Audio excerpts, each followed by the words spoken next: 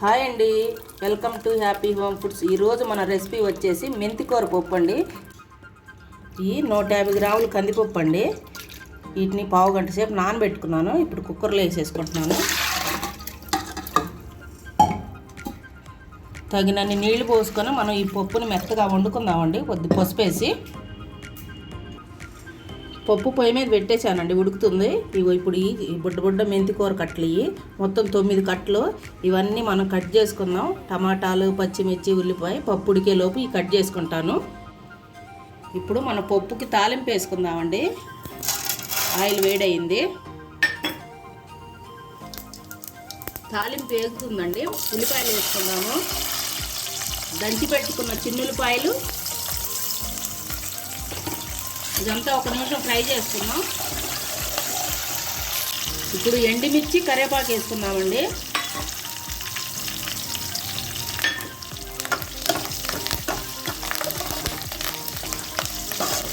తాలింపు వేగిందండి. ఇప్పుడు పచ్చిమిర్చి వేసుకుందాం.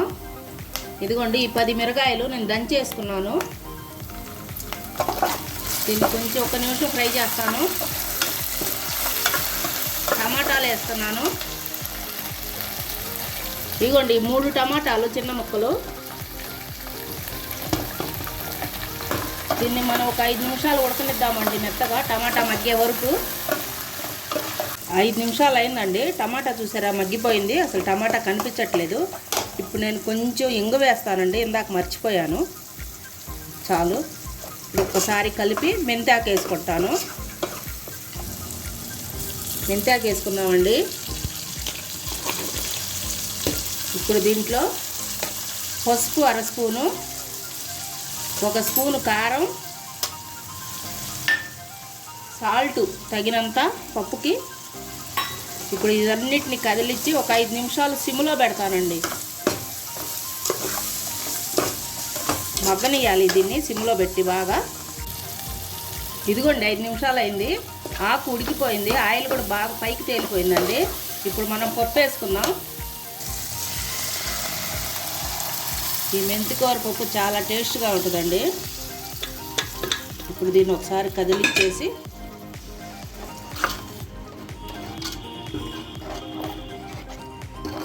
రెండు రకాలుగా చేసుకోవచ్చు అండి మెంతికూర పప్పు. ఒకటి మొత్తం కుక్కర్లో వేసి ఒకటి చేసుకోవచ్చు. ఇలా మేమైతే ఇలా చేసుకుంటాము. ఇప్పుడు చింతపండు వాటర్ పోస్తానండి. ఇగోండి, నేను ముందే పిసికి పెట్టుకున్నాను. 25 గ్రాములు అండి చింతపండు, ఎక్కువ పట్టదు, టమాటా కూడా వేసాం కాబట్టి. ఇప్పుడు ఇది మొత్తం కలుపుకొని ఒక 5 నిమిషాలు ఉడకనిద్దామండి. మొత్తం అయిపోయిందండి పప్పు. ఇప్పుడు కొద్ది కొత్తిమీర వేసుకుందాము. కొంచెం నెయ్యి వేసుకుంటాను పప్పులోకి, 1 స్పూన్ వేస్తాను. మీకు కావాలంటే వేసుకోండి, లేకపోతే లేదు.